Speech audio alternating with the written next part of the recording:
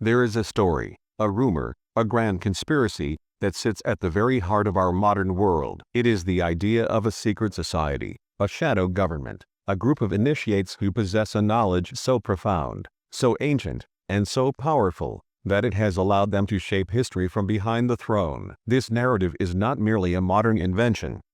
It is a deep-seated cultural archetype, a persistent whisper in the collective unconscious that suggests the world is not as it seems, that the levers of power are pulled by unseen hands. We see this idea everywhere. In our novels, our movies, our politics. From the shadowy cabals of political thrillers to the esoteric brotherhoods of historical fiction, the concept of a hidden elite controlling destiny is a powerful, enduring myth. But what if this archetype, this paranoid fantasy, wasn't a fantasy at all?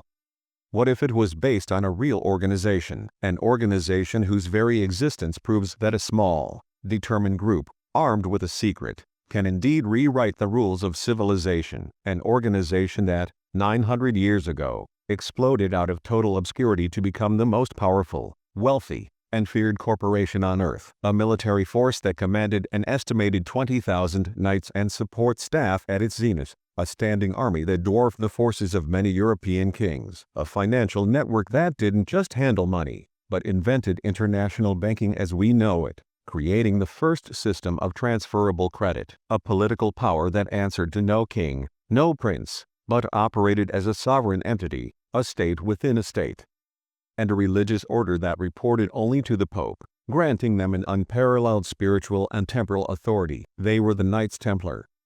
The full name, the Poor Fellow Soldiers of Christ and of the Temple of Solomon, is a masterpiece of misdirection, a humble title for an entity that would soon control the destiny of Europe and the Holy Land. The story of their rise is unbelievable, a trajectory from 9 penniless men to global power brokers in less than a decade.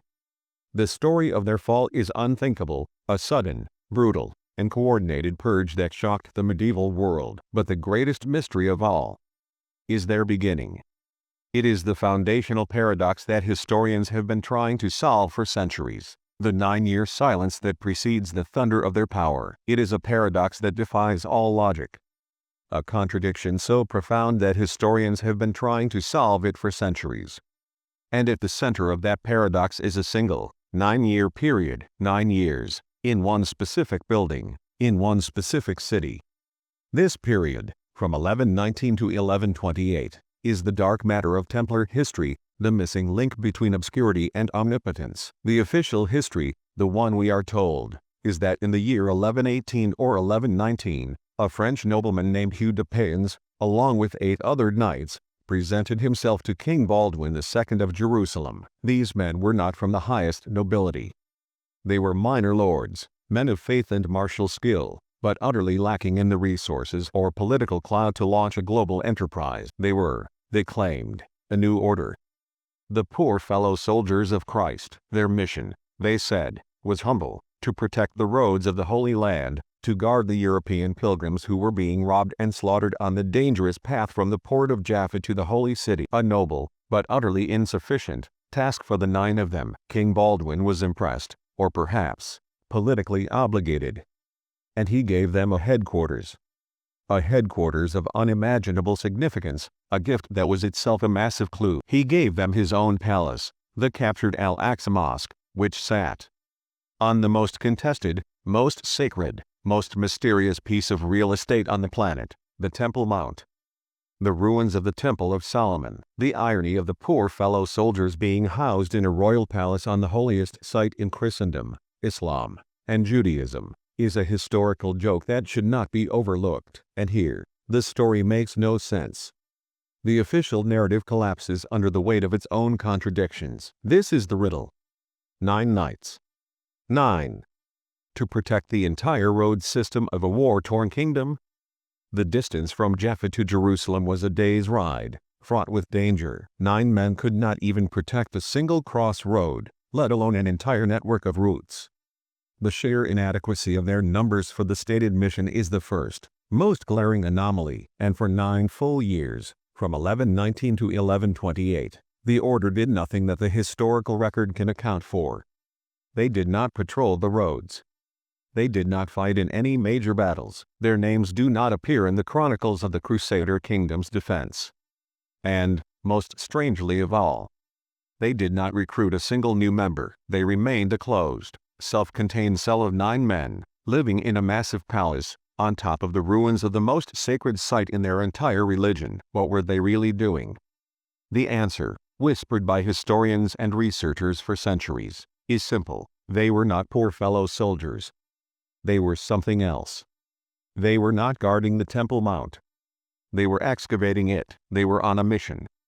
A secret, 9-year archaeological dig, sanctioned by the highest powers in Europe, to find something. The sheer audacity of this covert operation, conducted beneath the noses of the local authorities, speaks to the power of their unseen sponsors. This is the great mystery. Not just that they were digging, but what did they find? What could 9 poor knights, in 9 years, pull from the earth that was so powerful, so transformative, that it would allow them to return to Europe and, almost overnight, become the masters of the known world? The treasure they sought was not merely material.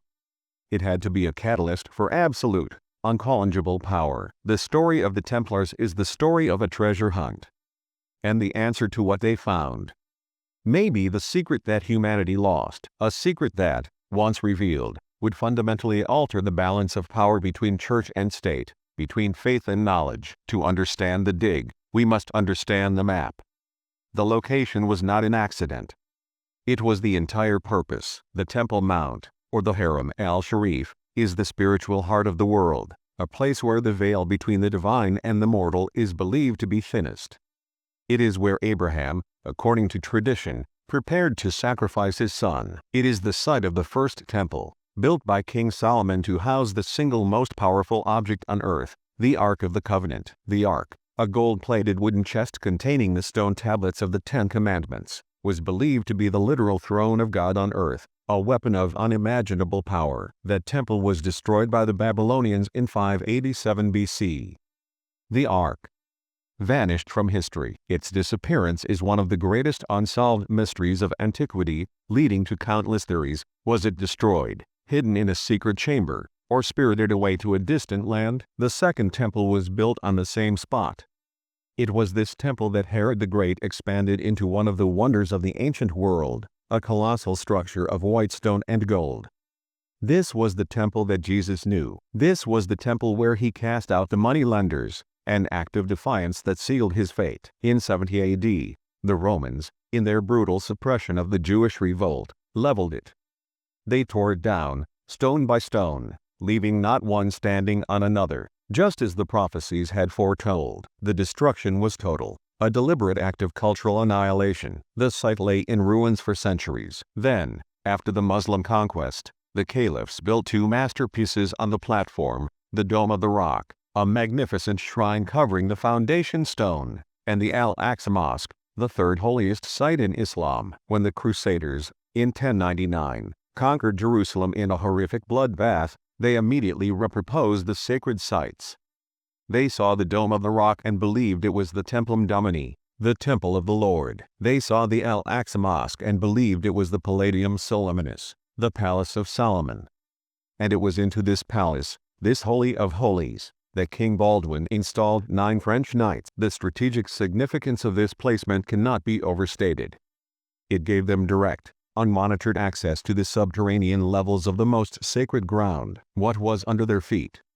Under the mosque, under the stone platform, lies a vast, cavernous, subterranean structure. A forest of pillars and arches, built by Herod's engineers to support the massive plaza above. The Crusaders called it Solomon's Stables. This is where they lived. This is where they kept their horses. And this is where they dug. The very name, Solomon's Stables, hints at the profound historical layers beneath, suggesting a connection to the first temple itself. They were not rogue knights. This was not a freelance treasure hunt. This was a state-sponsored, secret operation. The logistical support required for a 9-year excavation, the political maneuvering to secure the location, and the absolute silence maintained by the participants all point to a powerful, centralized authority directing the mission. Who sent them? All evidence points to one man. the most powerful man in Europe who held no crown. A man who was not a king, not a pope, but a simple Cistercian monk. His name was Bernard of Clairvaux. Bernard was the shadow pope of the 12th century. A mystic, a political genius, a master of propaganda. He was the man who could, with a single letter, start a crusade or depose a king. His influence extended into every court and monastery in Europe. He was the honey-tongued doctor, a man so persuasive, he could convince thousands of men to leave their families and join his austere, radical Cistercian order, which he transformed from a small, struggling movement into a powerhouse of spiritual and economic might. And Hugh de Payens, the founder of the Templars, was related to Bernard's family. He was part of Bernard's network, a trusted operative chosen for a mission of supreme importance. The connection between the Cistercian order, with its emphasis on architecture, sacred geometry, and mystical knowledge, and the Templars, is the key to unlocking the mystery. The theory is this: Bernard and his Cistercians, the great builders and mystics of the age, had discovered something, perhaps in their studies of sacred geometry, or in newly translated texts from Spain, where ancient Jewish and Arabic knowledge was being rediscovered. They had discovered a secret about the true origins of their faith, a secret about the Temple of Solomon, and perhaps, a secret about the very nature of God and the universe. They needed proof. They needed the ultimate treasure. They needed the Ark, or the knowledge that surrounded it. The Ark was not just a relic. It was the ultimate proof of divine mandate, a tool to reshape the religious and political landscape of the world. So they sponsored a mission. A secret, 9-man cell, led by Hugh de Payens, to go to Jerusalem, gain the trust of the king, and begin the great work to excavate the holiest, most dangerous site on earth, a site that had been sealed for over 1,000 years. For 9 years, they toiled in the dark, in the vast, echoing silence of Solomon's stables. The work would have been arduous, dangerous, and utterly secret. They would have needed engineers, not just knights, to shore up the ancient structures and navigate the labyrinthine tunnels and cisterns beneath the platform. Did they find anything? We have proof. In the 19th century, a team of British engineers, the Royal Engineers, were sent to map the Temple Mount. While exploring Solomon's stables, they found, in the dark, forgotten corners, Templar artifacts. A spur. A piece of a sword. A Templar cross, carved into the stone, hidden from sight. They found the very holes and shafts the knights had cut into the floor, a clear sign of a massive, organized, and very deep excavation. The physical evidence of the dig is undeniable. They were digging. But what were they looking for? And what did they find? The possibilities are the stuff of legend, each one capable of explaining the Templars' sudden, meteoric rise. This is the list of suspects, the 3 categories of treasure that could have been unearthed. First, the most obvious, treasure. The lost treasure of the First Temple. The gold of King Solomon, a king whose wealth was legendary. The golden menorah, the 7-branched candelabrum, the objects looted by the Babylonians, or perhaps, hidden by the priests before the Babylonians arrived. This would explain the wealth of the Templars, a massive, instant injection of gold and silver that would become the seed money for their banking empire. This material wealth would provide the necessary capital to launch their operations, but it alone does not explain the political and religious immunity they were granted. Second, the great relics. The objects of faith. The Holy Grail, the cup of Christ, a symbol of divine lineage and mystical power. Or, the most powerful object of all, the Ark of the Covenant, the box said to contain the power of God, the 10 Commandments. An object that, if found, would be the ultimate symbol of divine approval. It would make the Templars not just knights, but the chosen guardians of God's own throne, giving them an authority that superseded even the popes. The discovery of the Ark would have been a world-shattering event, justifying any concession made to the order. But there is a third theory. A theory that is darker, more complex, and far more powerful. A theory that suggests the treasure was not a thing, but an idea. What if they weren't looking for gold, or a cup? What if they were looking for knowledge? What if, in the rubble of the temple, buried deep beneath the stables, they found a hidden library? A Geniza, a sacred storage room where religious texts and documents were kept before burial. The Temple Mount was not just a place of worship. It was a repository of the deepest secrets of the ancient world. What would be in it? Lost scrolls. The original, Q Gospels, a hypothetical source document for the Gospels of Matthew and Luke, which could contain the unvarnished, non-theological teachings of Jesus. The secret teachings of the Essenes, the Jewish sect believed to have preserved ancient wisdom and perhaps even influenced early Christianity. Gnostic texts, which offered a radically different, mystical, and personal path to salvation, often viewed as heretical by the Orthodox Church. Perhaps even the true history of the Church, a version of Christianity that was different, a version that was more mystical, more Eastern, more philosophical, and potentially, a version that contradicted the official dogma established by Rome. Or perhaps they found something else. Not just texts, but scientific knowledge. The secrets of sacred geometry, the mathematical principles believed to be used by God in the creation of the universe, the architectural and engineering secrets of the men who built the pyramids, or the temple itself, knowledge that could revolutionize construction and warfare, knowledge that had been hoarded, passed down, and finally, buried, waiting for the right moment to be rediscovered. This is the great what if. Gold makes you rich. A relic makes you holy. But knowledge, especially knowledge that can be used as blackmail against the Church, that makes you powerful. If the Templars found documents that proved the Church's foundational narrative was a carefully constructed lie, they would hold the ultimate leverage. They would be untouchable. The 9 years are up. It is 1128. The silence is broken. Hugh de Payens, the poor knight, returns to Europe. His return is not a quiet one. It is a triumphal procession. If he had failed, if he had spent 9 years and found nothing, he would have been dismissed as a failure, a fool, a penniless dreamer. His name would be a footnote in the minor histories of the Crusader kingdom. That is not what happened. What happened was an explosion.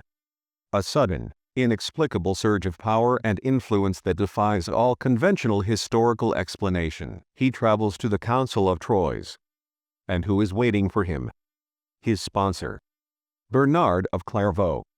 The meeting of these two men, the knight and the monk, is the moment the secret is unleashed upon the world. Bernard, the great orator, steps before the council and gives the performance of his life.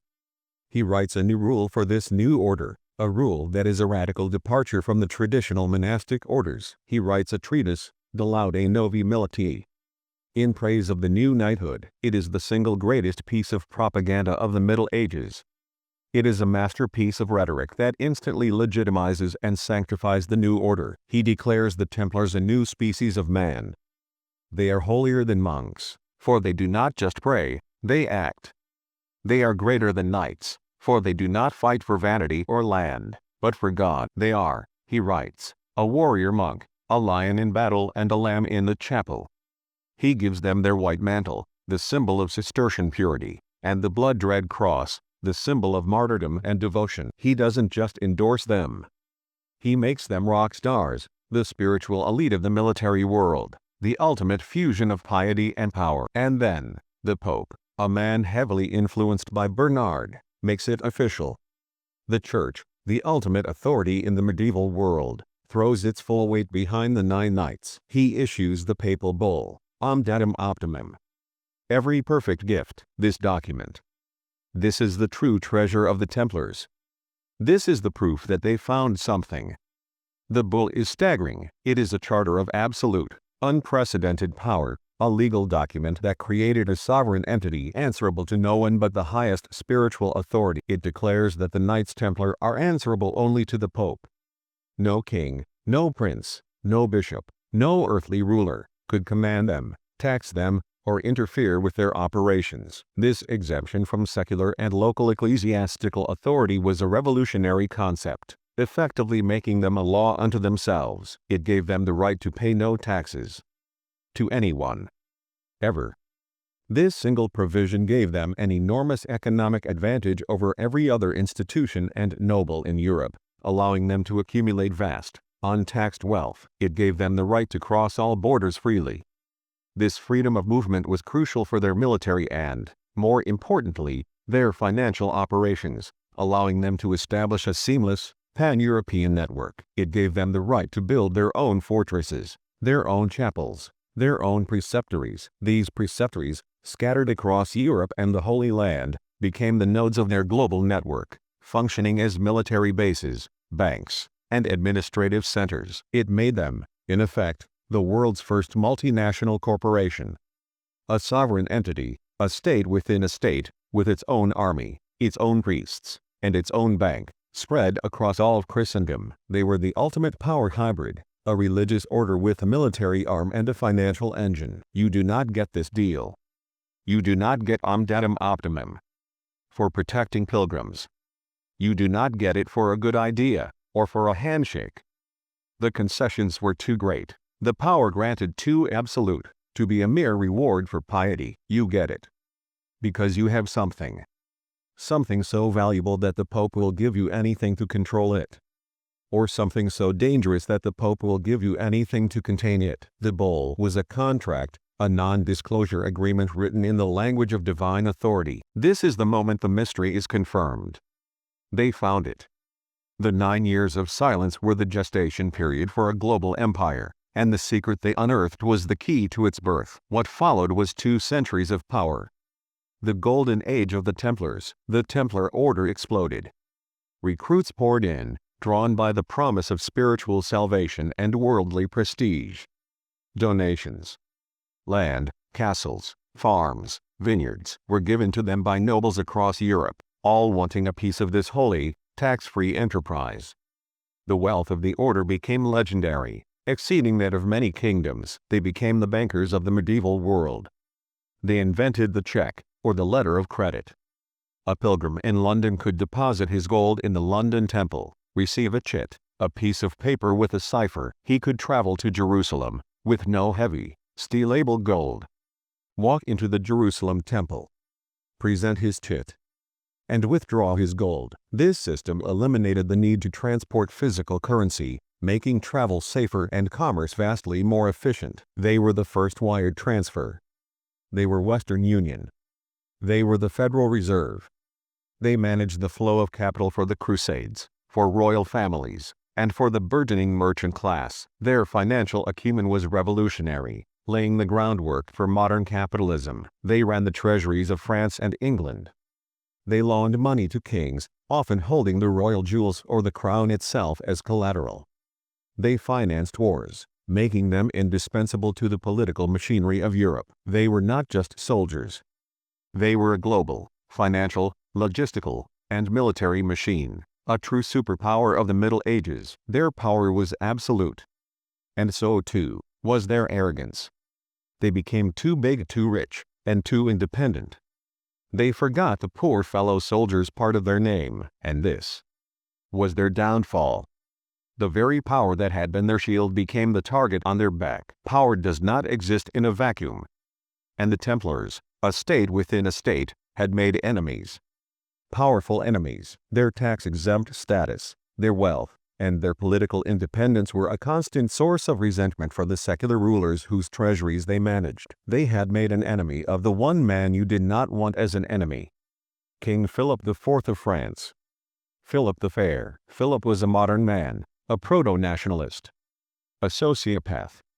He was cold, calculating, and ruthless, a man who believed in the absolute power of the state, of the king. He was deeply in debt to the Templars, a humiliation he could not tolerate, and he saw the Templars, this arrogant, tax-free, sovereign power operating within his own borders, as a cancer, a foreign body that had to be excised for the health of his kingdom. The stage was set for one of the most shocking acts of state-sponsored terrorism in history. Philip could not defeat the Templars on the battlefield. Their fortresses were too strong, their knights too formidable. He could not defeat them in the courts. They answered only to the Pope. So, he chose a different weapon, propaganda and terror. He began to build a case, a narrative of heresy and blasphemy, designed to turn the Church against its own favored order. The charges were sensational, designed to shock the pious medieval mind, spitting on the cross, denying Christ, worshipping an idol known as Baphomet, and engaging in obscene rituals. These charges were almost certainly fabricated, a political weapon disguised as a religious inquisition. The date was Friday, October 13, 1307. A date that would forever be associated with bad luck. In a coordinated, secret operation across all France, Philip's agents struck. Thousands of Templars were arrested, including the Grand Master, Jacques de Molay. The arrests were carried out with military precision, demonstrating the king's meticulous planning and the depth of his desire to destroy the order. The subsequent trials were a travesty of justice. Under torture, many Templars confessed to the outrageous charges. The confessions, extracted through unimaginable pain, were then used as proof of the order's guilt. The Pope, Clement V, initially resisted Philip's pressure, but eventually capitulated, issuing a bull that dissolved the order, not on the grounds of proven heresy, but for the good of the Church. The final act of the tragedy occurred 7 years later. On March 18, 1314, Jacques de Molay, the last Grand Master, was led out to be burned at the stake on an island in the Seine. As the flames rose, legend says he cried out a curse, summoning both King Philip and Pope Clement to meet him before the judgment of God within a year. Both men died within the year. The Templars were gone. Their wealth was seized by Philip, though much of it, including the legendary treasure from the Temple Mount, vanished without a trace. Their lands were nominally transferred to the rival Hospitallers, but the Templar network, the knowledge, and the secret did not simply disappear. The secret, the knowledge they found beneath the Temple of Solomon, is the key to their enduring legacy. It is the reason why, even today, the Templars are at the heart of every conspiracy theory. The legacy of the secret, the unseen network. The dissolution of the Templars was a legal and military act, but it failed to extinguish the flame of their secret knowledge. The knights who escaped the purge, and many did, particularly in countries like Portugal, Scotland, and Germany, where Philip's influence was weak, did not simply become farmers. They carried the secret with them, embedding it into new organizations and new geographies. In Portugal, the order was simply renamed the Order of Christ, and its wealth and power were preserved. They used their vast resources and naval expertise to finance the great age of exploration, with figures like Prince Henry the Navigator, a Grand Master of the Order of Christ, leading the charge. The cross of the Templars, slightly modified, became the symbol on the sails of the Portuguese caravels that sailed the world, suggesting that the Templar mission, the search for ultimate knowledge and power, continued on a global scale. In Scotland, the Templars are believed to have found refuge under King Robert the Bruce, who had been excommunicated by the Pope and was therefore immune to the papal bull. The theory suggests that Templar knights fought alongside Bruce at the Battle of Bannockburn in 1314, a decisive victory that secured Scottish independence. This Scottish connection is a cornerstone of modern Masonic lore, suggesting a direct lineage from the Templars to the formation of Freemasonry. The rituals, the emphasis on architecture, the Temple of Solomon, and the hierarchical structure of Freemasonry are often cited as evidence of this hidden continuation. The secret knowledge itself, whether it was the true history of Christ, the principles of sacred geometry, or the location of the Ark, is believed to have been passed down through these clandestine channels. This knowledge, the power to build, to organize, and to manipulate the flow of capital, became the foundation for the modern world. The Templars, in this view, did not die out.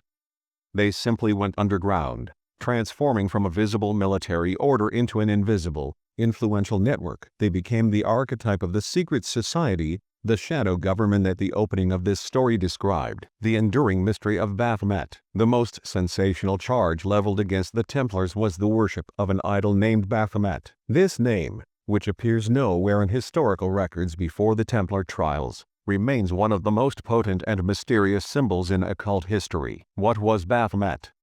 The name itself is an enigma. Some scholars suggest it is a corruption of Muhammad, a charge meant to link the Templars to the enemy they were supposed to be fighting, suggesting a syncretic, heretical blend of Christianity and Islam. Others suggest it is a cipher, a secret code.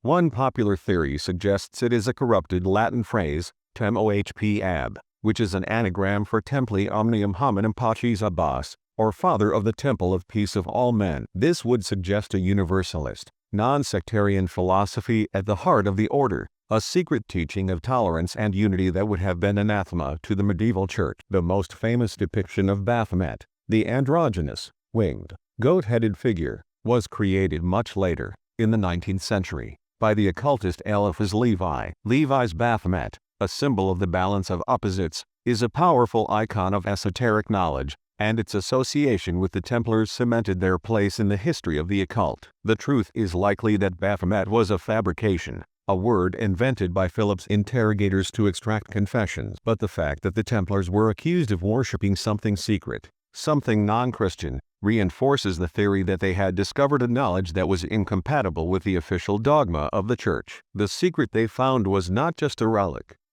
It was a paradigm shift, a truth that threatened to dismantle the entire religious and political structure of the age. The Templars and the birth of modern finance. Beyond the relics and the secret knowledge, the most tangible legacy of the Templars is their contribution to the world of finance.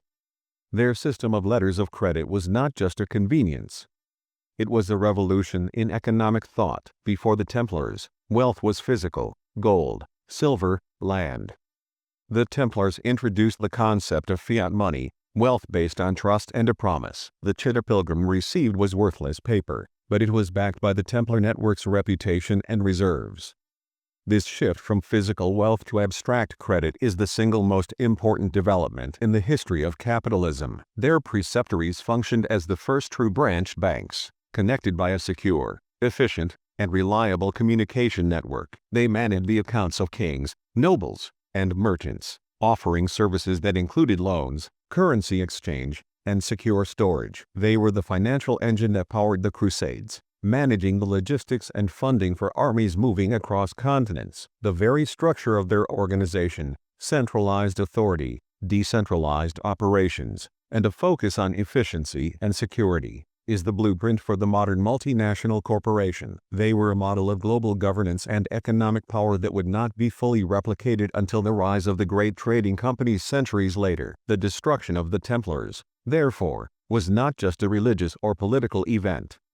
It was an economic catastrophe. The sudden removal of the most sophisticated financial institution in Europe caused a massive disruption in the flow of capital, contributing to the economic instability of the 14th century. The enduring question, where is the treasure? The final, tantalizing question remains, where did the treasure go? When Philip's men raided the Paris Temple, the central treasury of the order, they found surprisingly little. The vast wealth, the gold, the silver, the documents, and the relics, if they existed, had vanished. The disappearance of the Templar treasure is a mystery as profound as their founding. The theories are numerous. 1. It was moved to Scotland. The most popular theory suggests the treasure was loaded onto Templar ships and sailed to Scotland, where the order was safe from Philip's reach. This treasure, often linked to the Ark or the Grail, is believed to be hidden in places like Crossland Chapel, a 15th-century chapel whose intricate carvings are said to contain Templar and Masonic symbols. 2. It was absorbed by the Order of Christ. The wealth in Portugal was simply transferred to the renamed order, where it was used to fund the age of exploration. In this view, the treasure was not a single chest of gold, but the liquid capital and the financial network itself, which continued to operate under a new name. 3. It was the knowledge. The most compelling theory is that the true treasure was the secret knowledge, the scrolls, the maps, the architectural secrets. This knowledge, being intangible, could not be seized by Philip. It was simply passed from one initiate to the next, becoming the intellectual capital of the successor organizations. The legacy of the Knights Templar is a testament to the power of a secret. They were an organization that transcended the limitations of their age, a bridge between the ancient world and the modern. They were the guardians of a mystery, and their story is a constant reminder that the most powerful forces in history are often the ones we cannot see. The 9 years of silence on the Temple Mount were not a period of inaction. They were the quiet, subterranean birth of a global conspiracy that continues to shape our world today. The search for the Templar secret is the search for the hidden truth behind the curtain of history. The story of the Templars is the story of a treasure hunt, and the answer to what they found may be the secret that humanity lost. A secret that, once found, gave 9 men the power to become the masters of the known world, and whose echo still resonates in the halls of power, the vaults of banks, and the whispered theories of the unseen elite. The Templars are gone, but their secret remains, a ghost in the machine of history. The final chapter of the Templar story is not their burning, but their transformation. They did not vanish. They evolved. They became the blueprint for the modern secret society, the enduring symbol of hidden power. The question is not if they found something, but what they found, and who is guarding it now. The Templar legacy is the ultimate conspiracy theory, because it is the one that is most likely to be true. The world we live in, with its global finance, its powerful, secretive institutions, and its constant tension between faith and knowledge, is the world the Templars built. The secret is still out there. And the dig continues. The Cistercian connection, Bernard and the blueprint for power. To fully grasp the magnitude of the Templar phenomenon, one must return to the figure of Bernard of Clairvaux. He was not merely a sponsor. He was the architect of the Templars' success, the strategic mind that provided the intellectual and political framework for their transformation. His Cistercian order, which he led with an iron will and spiritual fervor, was itself a revolutionary force in the 12th century. The Cistercians were known for their austerity, their return to the strict Benedictine rule, and, crucially, their mastery of technology and organization. The Cistercian monasteries were not just places of prayer. They were industrial and agricultural powerhouses.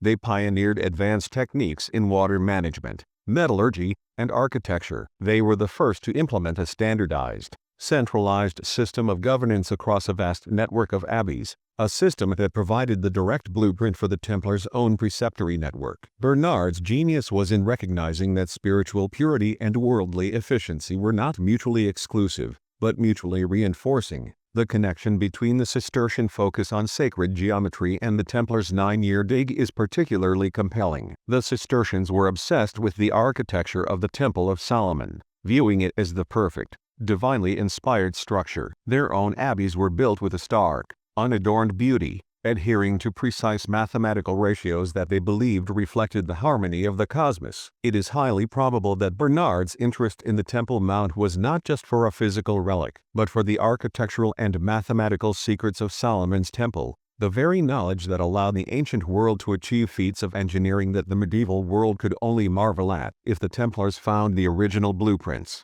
the mathematical keys to the universe, or the secrets of ancient construction, this would explain the sudden, sophisticated building boom that followed their return. Their fortresses and churches, particularly those built in the Gothic style, show an advanced understanding of engineering and stress distribution that seems to appear almost ex nihilo in the 12th century. The secret was not just a piece of paper.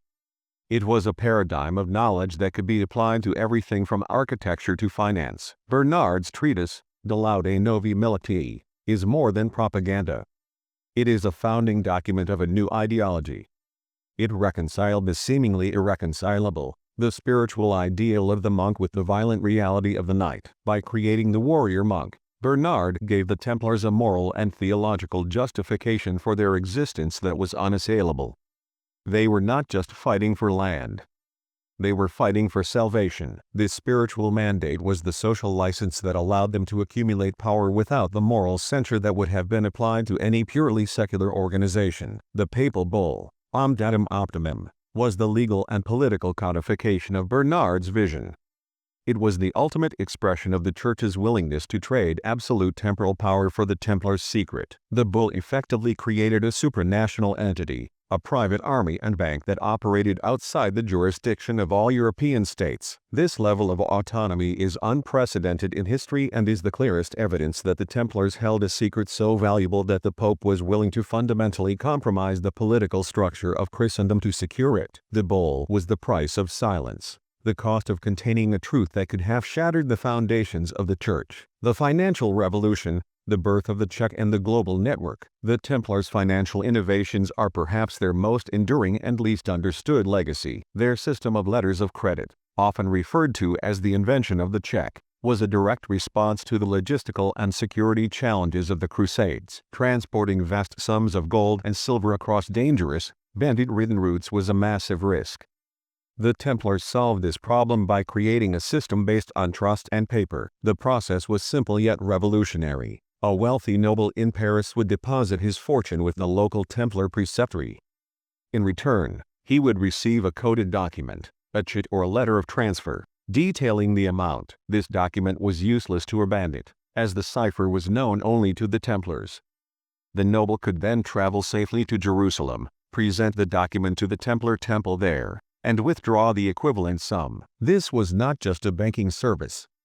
It was a global security and logistics network disguised as a religious order. This system allowed the Templars to accumulate immense reserves of gold and silver in their central treasuries, particularly the one in Paris, which became the de facto central bank of Europe. They used this capital to offer a range of sophisticated financial services, loans to kings and nobles. They were the primary creditors for the English and French crowns, financing wars and state-building projects. This gave them immense political leverage, as a king in debt to the Templars was a king who dared not cross them. Currency exchange, operating across multiple kingdoms, they became experts in the complex world of medieval currency, offering reliable exchange rates and facilitating international trade. Estate management. They managed the vast estates of nobles who had gone on crusade, ensuring their lands were productive and their families were provided for, further cementing their role as trusted financial fiduciaries. The Templars' financial network was a model of efficiency and standardization. Their preceptories,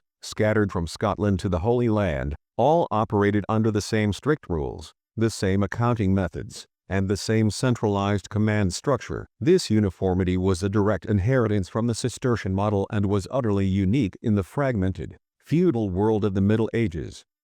They were the first to understand that information and trust were more valuable than physical gold. The irony of their downfall is that King Philip IV, who destroyed them, was himself a beneficiary of their financial system. His need for their wealth, and his inability to repay his debts, was the primary, secular motivation for the infamous arrests. The destruction of the Templar Bank was a catastrophic blow to the nascent European financial system, a setback that took centuries to fully recover from. The modern banking system, with its checks, wire transfers, and international branches, is a direct, if unacknowledged, descendant of the Templar model. The Black Friday of 1307, the anatomy of a purge. The arrest of the Templars on Friday, October 13, 1307, was a masterstroke of political ruthlessness and bureaucratic efficiency. It was a clear demonstration of King Philip IV's determination to assert the absolute sovereignty of the French state over all other powers, including the Church and the Templars. The operation was executed with a level of secrecy and coordination that was unprecedented in the medieval world.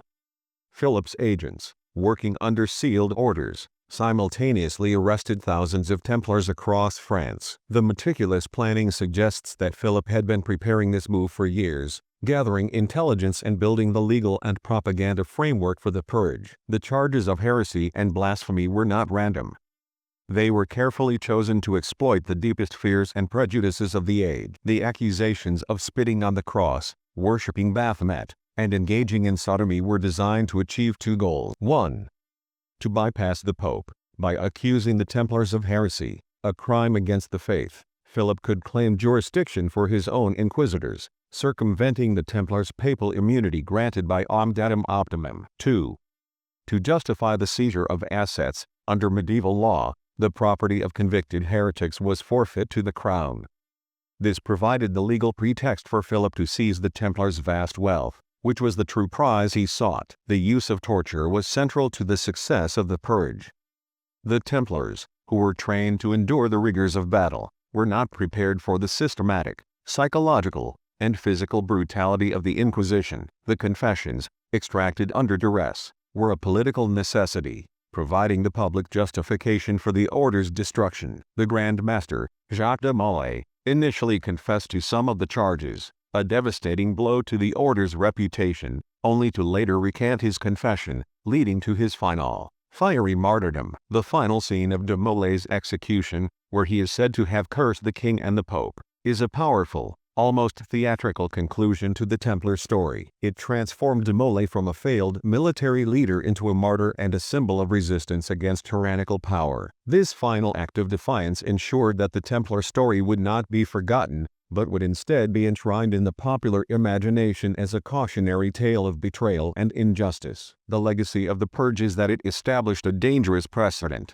the use of fabricated charges and state-sponsored terror to destroy a political rival. It was a foundational moment in the history of the modern state, demonstrating the power of a sovereign to assert its will over all other institutions. The enduring legacy. From Templars to Freemasons, the most persistent and influential conspiracy theory surrounding the Templars is their alleged continuation through Freemasonry. This theory is not without historical basis, particularly in the unique case of Scotland. When the Templars were being hunted across Europe, Scotland, under the excommunicated King Robert the Bruce, was a safe haven. The theory posits that the surviving Templars, carrying their secret knowledge and their vast, unsized treasure, fled to Scotland and integrated themselves into the existing guilds of stonemasons. These masons, who were already organized into secret societies with their own rituals and knowledge of architecture, the very sacred geometry the Templars were interested in, provided the perfect cover. The evidence for this connection is largely circumstantial but compelling. Rosslyn Chapel, built in the 15th century by the Sinclair family, who were closely associated with the Templars. The chapel is a masterpiece of intricate, esoteric carving. Its pillars and arches are said to contain hidden Templar and Masonic symbols, a physical repository of the secret knowledge. Masonic rituals. The higher degrees of Freemasonry, particularly the Scottish Rite, contain direct references to the Knights Templar, including a degree explicitly named Knight Templar. The Masonic focus on the Temple of Solomon as the ultimate architectural and spiritual ideal is a direct echo of the Templars' original mission. The Baphomet connection. The Masonic emphasis on light, knowledge, and the balance of opposites is seen by some as a direct continuation of the Gnostic, philosophical strain of the Templar secret, a continuation of the Baphomet concept as a symbol of universal truth. The Templar-Masonic connection suggests that the secret was not a single object, but a philosophical and organizational system designed to preserve and transmit a forbidden truth. The Freemasons, in this view, are the modern-day guardians of the Templar legacy, a hidden network that continues to influence the world from behind the scenes. The enduring power of the Templar story lies in its ability to encapsulate the grand themes of history, the clash between faith and power, the revolutionary potential of knowledge, and the seductive allure of the secret society. They were the first global corporation, the first modern bank, and the first victims of a coordinated state purge. Their 9 years of silence on the Temple Mount were the quiet beginning of a story that continues to be written. A story that suggests the most powerful forces in the world are not the ones we see, but the ones that have mastered the art of the unseen network. The Templar secret is the key to understanding the hidden architecture of the modern world. The search for the truth continues, a treasure hunt that began 900 years ago and has yet to reach its conclusion. The very air of our modern world is thick with the dust of Solomon's stables. The maritime mystery. Templars and the New World. One of the most intriguing and persistent elements of the Templar legend is their connection to the sea and, more controversially, to the discovery of the Americas long before Columbus. This theory is rooted in the Templars' immense naval power and their ability to move their wealth and personnel with speed and secrecy. The Templars were not just land-based knights. They maintained a massive fleet of ships, particularly in the Mediterranean, with major ports in La Rochelle, France, and Bristol, England. This fleet was essential for transporting pilgrims, crusaders, and, most importantly, their vast wealth and goods between Europe and the Holy Land. Their ships were not just transports. They were often heavily armed, making the Templars a formidable maritime force, a private navy that commanded the respect and fear of all who sailed the medieval seas. The theory of the New World connection hinges on the events of October 13, 1307.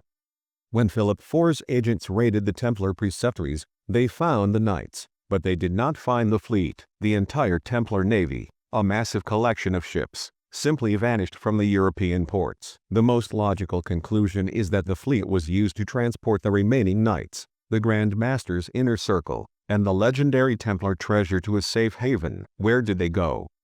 The most radical theory suggests they sailed west, across the Atlantic. This theory is supported by several pieces of circumstantial evidence. The Cross of Christ, the ships of the Portuguese Order of Christ, the direct successor to the Templars, bore the distinctive red cross on their sails. It was this cross that adorned the caravels of Christopher Columbus and the later Portuguese explorers. The argument is that the Templars, through their successor order, were the true architects and financiers of the age of exploration, using their secret knowledge of navigation and their vast wealth to fund the search for a new, safe base of operations. The Newport Tower, in Newport, Rhode Island, stands a circular stone tower of uncertain origin. While most historians attribute it to a 17th-century mill, proponents of the Templar theory argue that its architectural style and its placement, which aligns with certain astronomical events, suggest a much older, pre-Columbian origin, possibly as a Templar watchtower or observatory. The Sinclair expedition, the most detailed theory, involves Henry Sinclair, Earl of Orkney, a Scottish noble with strong ties to the Templars. Legend suggests that Sinclair, guided by Templar navigators, sailed to the New World in 1398, nearly a century before Columbus. The evidence for this includes a detailed map, the Zano map, which is said to depict the coast of North America, and carvings in Nova Scotia that are claimed to be Templar symbols. If the Templars did possess the knowledge of the New World, it would have been the ultimate secret, a geographical trump card that guaranteed their survival and the continuation of their mission. The New World would have been the perfect sanctuary, a place beyond the reach of the Pope and the kings of Europe, where they could preserve their knowledge and their wealth. This maritime mystery adds another layer to the Templars' role as a shadow government. They were not just masters of land and finance.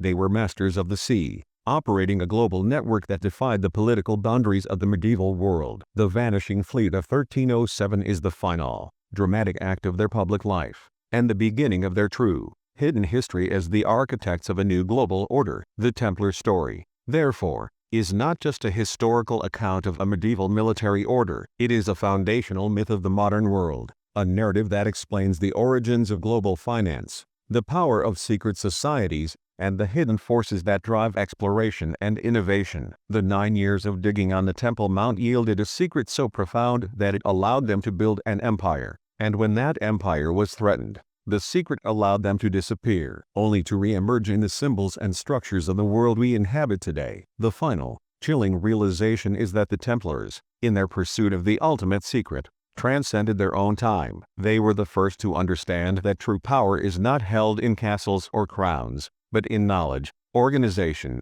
and the control of capital. Their legacy is not in the ruins of their fortresses, but in the invisible architecture of our global economy and the enduring whispers of a hidden hand guiding the destiny of nations. The search for the Templar treasure is not a search for gold. It is a search for the master key to the modern world, a key that was forged in the dark silence beneath the Temple of Solomon. The hunt continues, not in the dusty ruins of Jerusalem, but in the boardrooms, the secret archives, and the coded symbols that surround us. The Templars are the ultimate proof that the most powerful stories are the ones that are never fully told. The Templar mystery is a mirror reflecting our own anxieties about power and control. It speaks to the fundamental human desire to believe in a hidden order, a grand design orchestrated by an elite few. The enduring fascination with the 9 Knights and their secret dig is not merely historical curiosity. It is a profound philosophical inquiry into the nature of truth and the cost of its suppression. The secret they found, whether it was gold, a relic, or forbidden knowledge, was a weapon that reshaped the world. The question that haunts us today is not what happened to the Templars, but what happened to the secret, and who are its inheritors in the modern age. The echo of the pickaxe in Solomon's stables is the sound of history being rewritten, a sound that continues to reverberate in the corridors of power, a silent, powerful testament to the enduring legacy of the poor fellow soldiers of Christ.